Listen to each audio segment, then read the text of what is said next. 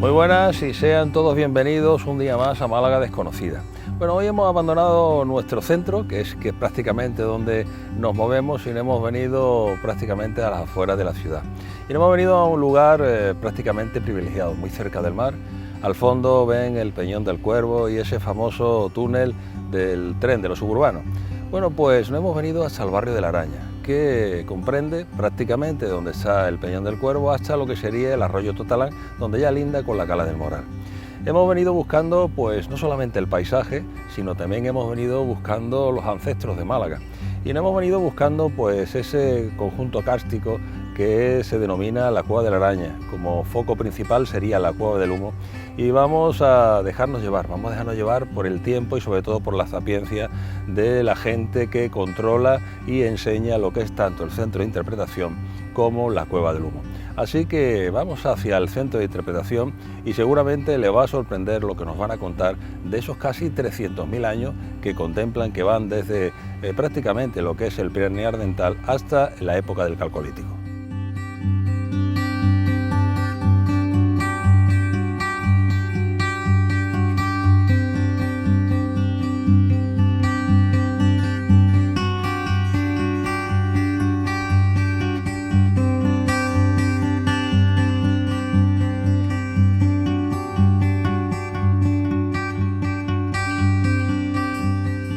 Bueno, Julián, lo primero darte las gracias por permitirnos estar en tu casa, porque prácticamente esta es tu vida. Muchos años dedicados a la investigación de la Cueva de la Araña y sobre todo en la creación de este centro de interpretación. Pues hombre, gracias a vosotros por interesaros por el patrimonio de Málaga. Pues sí, aquí estamos empeñados mucha gente, no solamente yo solo no hubiera podido hacerlo, sino muchos voluntarios que han arrimado su hombro y su granito de arena pues para que esto sea una realidad. Sí, porque hablamos de presupuesto cero, para que lo sepan nuestros telespectadores. Sí, prácticamente hasta ahora mismo el presupuesto de los socios y bueno, pues las visitas que vienen aquí que nos permiten pues hacer frente pues a los gastos más elementales. Pero bueno, así todos vamos mejorando. O sea. Lo que, bueno, presentarle primero es Julián Ramos, el alma mater de este lugar, prehistoriador y la verdad un verdadero y auténtico conocedor y un amante con ese aspecto bonachón que tiene pues de lo que es la Cueva de la Araña. El motivo que estemos aquí hoy, teníamos que haber venido antes, Julián, lo que pasa es que siempre hay algo que va surgiendo, pero es darles a conocer, pues no solamente el centro de interpretación, sino vamos a tener el privilegio de visitar con Julián lo que es la Cueva del Humo. Y también el despertarle un nuevo mundo y sobre todo con la intención, con la sana intención siempre de que vengan hasta aquí y descubran pues parte de la historia de la ciudad. Decía yo antes en la presentación, antes de entrar en el centro, que aquí se resume buena parte, yo decía, desde el Preneandertal hasta el Calcolítico. Tú me acabas de apuntar que incluso hasta prácticamente en nuestros días, pasando por los fenicios, romanos, musulmanes, sí, o incluso prácticamente casi nada de los años que van. Bueno, ¿qué te parece si en lugar de empezar, porque esto es el fruto de todo lo recogido, sí, empezamos por la Cueva del Humo, que es el origen de todo, y que seguramente pues que le pongan ya esas imágenes a nuestros telespectadores, sobre todo a ver si se animan a visitarnos y a que disfruten con vosotros? Pues me parece muy bien, porque aquí al fin y al cabo lo que hacemos es en clave interpretativa pues dar visibilidad a todas las culturas que hemos encontrado en La Araña, es decir, en los propios yacimientos. Bueno, pues nos vamos a acercar, está muy cerquita, vamos a coger el coche porque es muy poquito, porque vamos a atravesar la autovía y les vamos a llevar hasta esa interesantísima Cueva del Humo.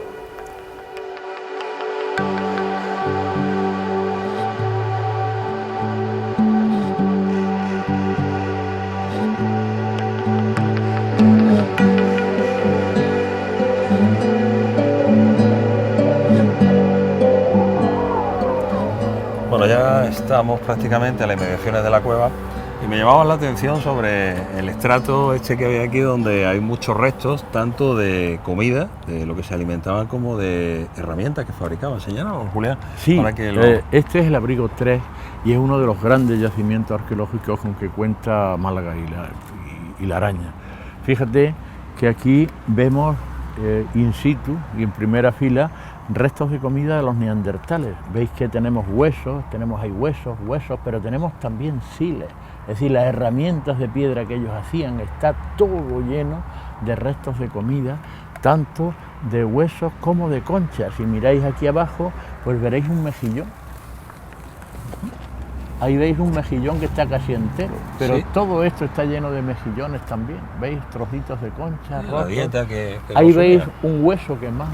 Quiere decir, esto lo que nos indica, lo que nos informa es qué economía tenía esta gente. Dice, es una economía bastante equilibrada, puesto que dependían tanto de la caza como de la recolección marina, sobre todo de mejillones y lapas. Es decir, los neandertales en ese aspecto eran bastante sibaritas. Se ponían ciegos de mejillones, lapas y a la plancha. O sea, de mariscada. De mariscada. O sea, los mejillones están pasados por el fuego, no se los comían crudos. Luego era gente ya bastante, en ese aspecto, bastante civilizada. Esa pregunta, Julián, si tuviéramos que poner en un ranking, situar la cueva de La Araña, ¿dónde la colocaríamos a nivel europeo, por ejemplo?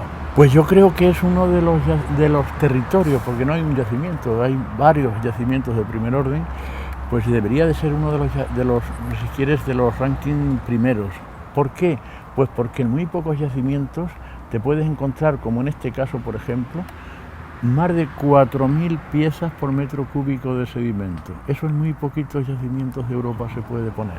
Aquí nos apareció en la cuadrícula 45, nos aparecieron cuando la excavamos en el 83, más de 4.000 piezas por metro cúbico de sedimento. Sí, es una presión de material bestial. Y además, como veis vosotros, muy bien conservado. Al ser tierras que no son ácidas, se conservan muy bien tanto los huesos como las conchas, como los siles, se conservan perfectamente.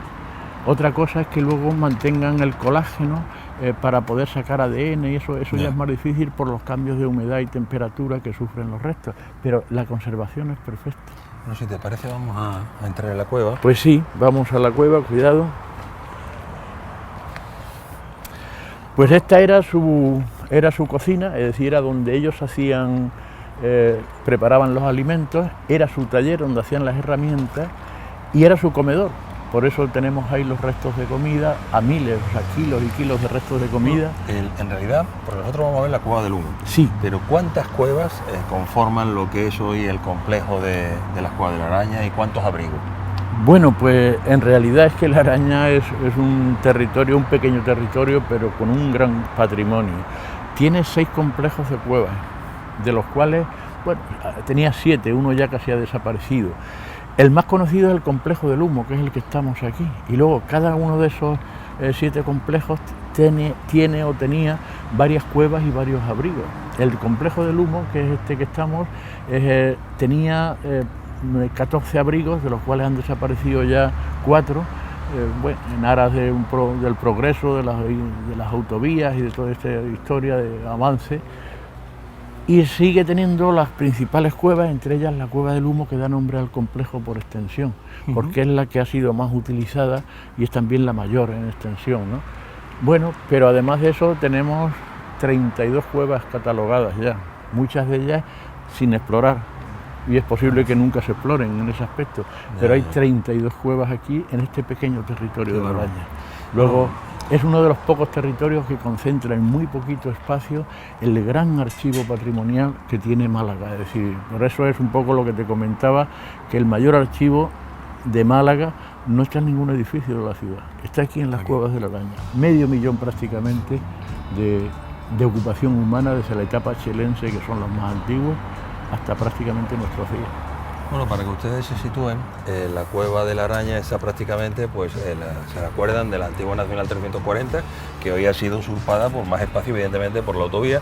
Pues estamos pasado un poquito la fábrica de cemento, pues se van a encontrar a su izquierda pues este complejo donde en otro tiempo pues veíamos gente haciendo escalada y la verdad muy cerquita de lo que es el cauce del arroyo de de la cala. Así que por aquí estamos y vamos a entrar a, como le decíamos, a la Cueva del Humo.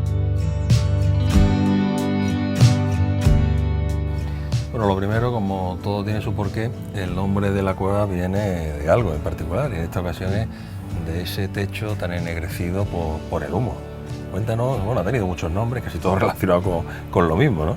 Sí, efectivamente, cuando nosotros llegamos y empezamos un poco a preguntar a la gente de alrededor, sobre todo a los mayores, pues la dieron varios nombres, la Cueva Tizná, la Cueva Negra, pero mayoritariamente, sobre todo los ancianos del lugar, la recordaban como la Cueva del Humo.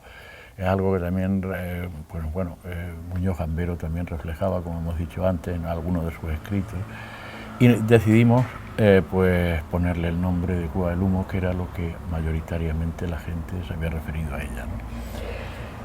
El motivo es evidente. Si miramos al techo vemos que está completamente cubierto por una gruesa capa de hollín, que en algunos sitios, cuando la cueva no se había fosilizado y todavía goteaba el techo y corría agua, pues en algunos sitios se ha limpiado. ¿Veis? Por ejemplo, estas zonas blancas es porque por ahí iba una lámina de agua cuando la cueva tenía una mayor humedad, y las zonas protegidas por donde no ha pasado esa lámina de agua son las que mantienen el hollín. ¿Veis? Perfectamente, ¿no? Y bueno, pues... O sea, hablamos de que nada más entrar en la cueva, pues estaría el hogar, ¿eh? Sí, efectivamente. Esta era la zona de reunión, sobre todo los neandertales, era la zona de reunión. Mientras que hemos visto ahí fuera en el abrigo 3, que era la zona donde preparaban los alimentos, donde comían y donde hacían las herramientas, era su cocina, era su taller, era su comedor. Aquí, en cambio, no hemos encontrado apenas restos de comida, ni apenas hemos encontrado restos de talla, muy pocos. Lo que sí hemos encontrado han sido hogares. Es decir, esta era la zona de reunión, donde cuando ellos ya habían comido y habían hecho sus herramientas, se reunían aquí en torno al hogar. Y aquí las pocas piezas que aparecen, piezas de siles, de pedernal, que decían nuestros abuelos, las pocas piezas que aparecen son las mejores, son de libro, es la selección que ellos habían hecho fuera. Aquí te aparecen las mejores raederas, los mejores cuchillos, es decir, las mejores, aquí muy pocas piezas, pero excepcionales. Es decir, era aquella selección que ellos habían hecho en el exterior. Y esta era su zona de reunión. Y bueno, pues fruto de eso no solamente queda el hollín, sino varios hogares. En esa parte que excavó Sánchez Montes allá en el 42, pues vemos un hogar que estuvo más de 40.000 años enterrado y que lo hemos reproducido en una de las infografías, este escenario real, pues con el viejo neandertal, pues transmitiendo, en fin, los conocimientos de forma oral, puesto que entonces no existía la escritura. Y bueno, pues aquí, solamente en ese pequeñito espacio, aparecieron 3 hogares. Aunque en la infografía solo hemos puesto 2 por no abigarrar demasiado la composición, pero había 3 hogares. Y bueno, pues por eso pensamos que era un sitio excelente pues para poner al viejo neandertal pues un poco contando las peripecias del día o transmitiendo las leyendas de la tribu. Es decir, era en síntesis la sala de reunión de los neandertales. Bueno, corrígeme tú si me equivoco, yo interpreto como que el fuego se coloca a la entrada de la casa porque no hay otra ventilación de aire. No hay ventilación, si te das cuenta es una cueva muy estable, es una cueva que en el interior no hemos encontrado hogares, hemos encontrado pequeños fueguecillos que seguramente tendrían que ver más con la iluminación que con calentarse. De todos modos, tampoco les hacía falta calentarse dentro. Sí, pues la temperatura aquí. Porque la temperatura es estable, la tenemos monitorizada y está siempre, oscila tanto en invierno como en verano entre 18, 20, 22 grados. Es decir, que en el interior de la cueva realmente se está a gusto, no hace ni frío ni calor. Y aquí seguramente, además de, en fin, servirles para calentarse, también les serviría para ahuyentar a las bestias que había en el exterior. No hay que olvidar que en esa época aquí teníamos leones, más grandes que el león actual africano, teníamos hienas, teníamos panteras, teníamos osos. Es decir, había una serie de fauna peligrosa y que, bueno, pues seguramente el fuego les ahuyentaría, ¿no? Y además se calentaban. Lo curioso es que tampoco dormían aquí, dormían en la galería de arriba. Hemos encontrado como pequeños colchoncitos de paja que no eran hogares como los que aparecen aquí. Eran como haber puesto un pequeño colchón de paja y de pasto para aislarse de la humedad del suelo. Y entonces la zona de dormida arriba. Y bueno, cuando ellos estaban aquí, no haría falta esta escalera al haberse excavado, pues como veis ha quedado un perfil vertical y hemos tenido que poner la escalera. Pero ellos llegaban andando desde la entrada hasta arriba. Cuanto más iba colmatando la cueva, más alto estaba el suelo. Pues ese pasillo, que era un pasillo muy transitado, porque siempre habría gente que bajaba a calentarse o gente que subía a dormir, ahí hemos encontrado el sitio donde dejaban las lámparas de grasa. El humillo de las lámparas ha ido ennegreciendo la... Que se hacía, explícanos cómo ellos Pues hacían. las lámparas de grasa, ellos podían coger, pues, por ejemplo, una concha como esta, de la playa, o una ostra, conchas grandes, o una concha fina de estas grandes, echaban un poquito de grasa derretida de los animales, un poco de sebo, y le ponían una mecha para que ardiera la grasa. Como nunca ponían la mecha en el mismo sitio, pues hay conchas que están todos los bordes requemados, de haber sido utilizados como lámparas, como candiles, vamos, como lámparas portátiles. Y en algunos sitios que eran muy transitados, ellos dejaban las lámparas allí sobre una repisa, pues sencillamente para iluminar ese pasillo. Bueno, pues vamos a ver algunos de los sitios donde ellos dejaron estas lámparas. Perfecto. Porque el humillo ha ido ennegreciendo la roca que había encima. Perfecto.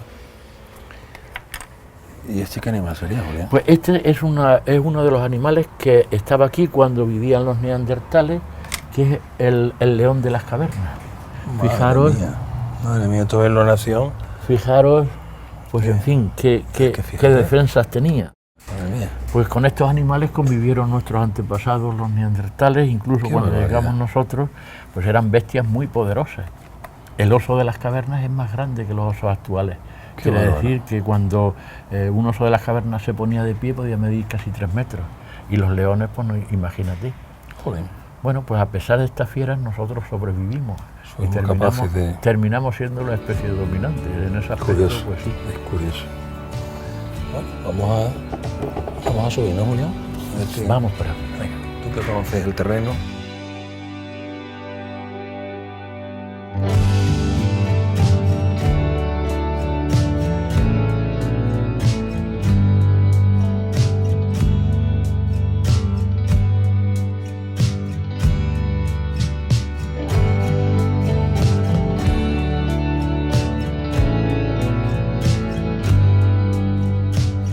Vamos a buscar esa zona de abrigo, ¿no?, donde descansaban.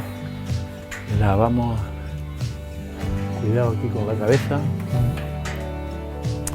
Y este pasillo es un pasillo interesante porque hemos visto la evidencia de que era un pasillo muy transitado. Era el pasillo que unía la zona de hogares con la zona de dormida que estaba aquí arriba. Y por lo tanto, al ser muy transitado, estaba bien iluminado. Estaba bien iluminado con lámparas de grasa, como esta, como una ostra, es decir, conchas grandes que le ponían grasa de los animales, sebo de los animales y una mecha para que ardieran, y la ponían sobre esta costra estalagmítica sobre la que nunca se echó fuego. Si os dais cuenta, aquí no hay ni ceniza ni carbón. Esta costra estalagmítica le servía de soporte para iluminar el pasillo. Y mirad cómo está la roca de arriba. Veis que está completamente negra. Es decir, era el humillo que iban dejando las lámparas de grasa que durante mucho tiempo ardieron aquí. Pero no solamente en este punto. Fijaros ahí en ese boquete natural que tiene la roca. ¿Veis cómo está el techo? Es decir, era una hornacina donde también dejaban lámparas de grasa, pues precisamente para iluminar el pasillo que estamos ocupando, el pasillo que unía la zona de dormida arriba con la zona de hogares abajo, ¿no? Qué curioso. Pues bueno, es por lo que hemos descubierto incluso los sitios donde ellos ponían las lámparas para iluminarse y andar por la cueva.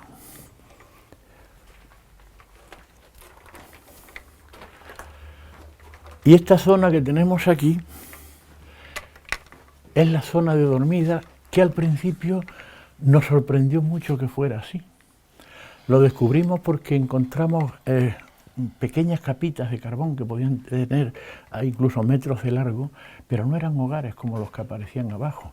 Eran como pequeños colchoncillos de paja o de pasto que habían puesto sobre el suelo para aislarse de la humedad que entonces tenía la cueva. Ahora la cueva está seca, se ha fosilizado. Pero lo que nos sorprendió es que fuera una zona tan pendiente. ¿Y por qué dormían aquí? Si la cueva tiene zonas más llanas. Entonces, cuando descubrimos que era aquí donde dormían, empezamos a analizar este espacio con más interés y con más detalle, y descubrimos el por qué habían elegido esta parte y no otra de la cueva. Y es que es la única zona que había seca en la cueva, donde no goteaba el techo. Si miráis el techo, no hay ni una sola estalactita, ni en el suelo hay estalagmitas. En el momento que traspasamos esta línea, donde está solo ahora mismo, esta línea la traspasamos hacia acá, empiezan a aparecer costras, empiezan a aparecer estalactitas, estalagmitas, goteando como en todas las cuevas. El único sitio de la cueva seco que se podían, en fin, echar a dormir sin temor que les estuviera goteando encima, era precisamente este espacio. Y era por eso por lo que ellos lo habían elegido como dormitorio.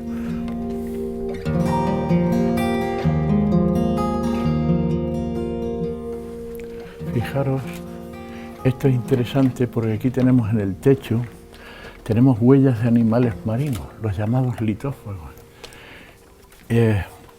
Hemos podido descubrir hasta la transgresión marina que inundó parte de la cueva. Es una transgresión muy antigua, antes de que entraran a habitar aquí los primeros habitantes de la Cueva del Humo. Es una transgresión donde el Mediterráneo se elevó 10 metros por el nivel actual. Es decir, una etapa un poco más caliente que la actual. Y el Mediterráneo alcanzó una altitud de 10 metros más que la que tiene ahora. Y la cueva se inundó hasta los 10 metros de altitud. Con respecto, lo sabemos porque de los 10 metros para abajo está todo lleno de huellas de animales marinos, de litófagos. Y de los 10 metros para arriba no hay ninguna. Quiere decir que la parte de arriba se quedó seca. Y por lo tanto, al no haber agua de mar, pues no había huellas de animales marinos. Que esto del cambio climático es algo cíclico, porque es que esto cíclico. Que nosotros evidentemente estemos ayudando, pero es algo que se ha venido produciendo. Claro, lo que pasa es que nosotros lo que hemos hecho es alterar el proceso natural. Y un proceso que debería de haber durado varios miles de años, es posible que lo conozcamos en unas cuantas generaciones. Eso al final lo pagaremos nosotros. Es decir, estamos alterando el ritmo normal de la naturaleza y lo pagaremos seguramente muy caro, porque cada vez tendremos, pues eso, más tornados, en fin, más gotas frías, más inundaciones, más destrozos. Bien, pues es quizás el precio que pagaremos si no corregimos nuestra forma así. Pero de todos modos, los cambios climáticos son ciclos naturales que, aunque el ser humano no estuviera sobre la Tierra, se producirían exactamente igual. Es decir, que lo que os comentaba antes, en el momento que nos apartamos de esta línea, empieza ya goteos, estalagmitas, estalactitas, estalagmitas. Es decir, el único sitio seco era aquel. Por eso lo eligieron ellos como zona de dormida.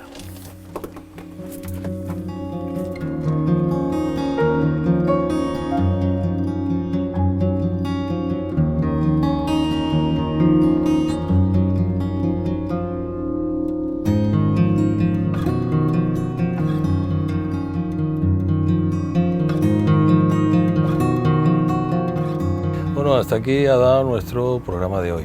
Espero y deseo que hayan disfrutado con él y vamos a seguir en el próximo programa con Julián, porque queremos hacer un programa sobre todo lo que ha dado esta cueva, esos restos arqueológicos que pueden ver sobre todo en ese centro de interpretación tan magnífico, justo enfrente de lo que es la Torre de las Palomas y muy cerquita de lo que es nuestro mar Mediterráneo.